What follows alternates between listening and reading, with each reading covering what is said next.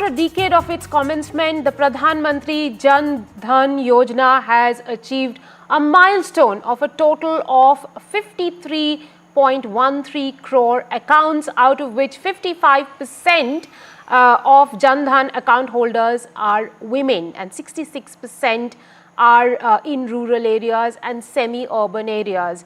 The Ministry of Finance has said in its latest statement that deposit balances under the Jan Dhana Yojana stand at 2,31,236 crore rupees. Deposits have increased about 15 times, with an increase in accounts 3.6 times as of August 2024. I'm joined by Nasir Salim, the Managing Director of Flexi Capital, and Harveer Singh, the Editor-in-Chief of Rural Voice.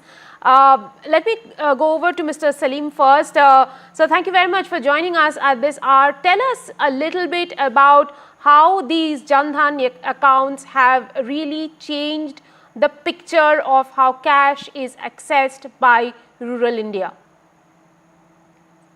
Good morning, Rika. Thank you very much for having me on NDTV. It's always a pleasure. No, I think great question you've asked. Rika, 2-3 key points here. I think, accounts, penetration of banking services, especially in Tier 2 and Tier 3 and rural India, was a big challenge before this was introduced.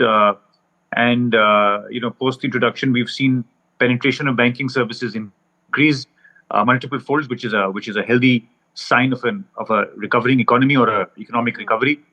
Or an emerging economy rather.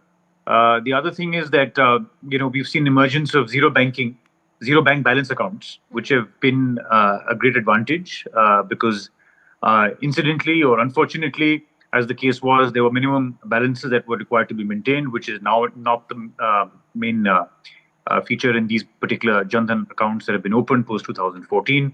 I think the ease of credit, Rika, we've seen, and I can tell you this. Between Tier 2 and especially rural India, there's a prominence of a lot of land sharks, and they end up, using their powerful influence in giving out loans, but at exorbitant interest rates. So I think the Jan Dhan account, have been able to give ease of credit. That's my quick point on that.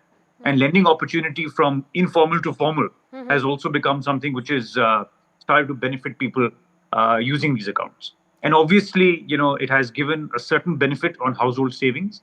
Today, as you rightly said, the deposit rates for these bank accounts have substantially increased over the last decade or so. And effective implementation of the DBT. We've heard a lot of state and central. It's not that this was the only center scheme. There were also multiple states which were doing DBT transfers. And there again, we've seen a lot of more accountability coming in, and that ensures that less of leakages are there in the system and leakages are minimized. So those are some of the opportunities and, and how it's benefited and given advantages. However, I will like to talk about some disadvantages if we have the time. Right. I'll first go over to Mr. Harveer Singh, who's the Editor-in-Chief of Rural Voice. Mr. Singh, while this has really given a push to the digital economy of the country, one of the biggest criticisms, as one would say, of the scheme is duplicate accounts. Tell us a little bit about, what you think are the criticisms of the scheme and how those can be bettered. Thank you very much for having me. Actually, this scheme has become a very big milestone in financial inclusion, particularly for the vulnerable section and the weaker section of the society. The accessibility to the banking system was like a dream for them, but through these Jan Dhan accounts and zero balance account, make it possible. And at the same time, it has become a habit with them. And, as you mentioned, that the digital thing also coming only with that. When you have a bank account. Right. Thank you very much. Connected with Aadhaar and the government schemes transfer. Yeah. Right. Thank you very much, Mr. Singh and Mr. Salim, for joining us at this hour.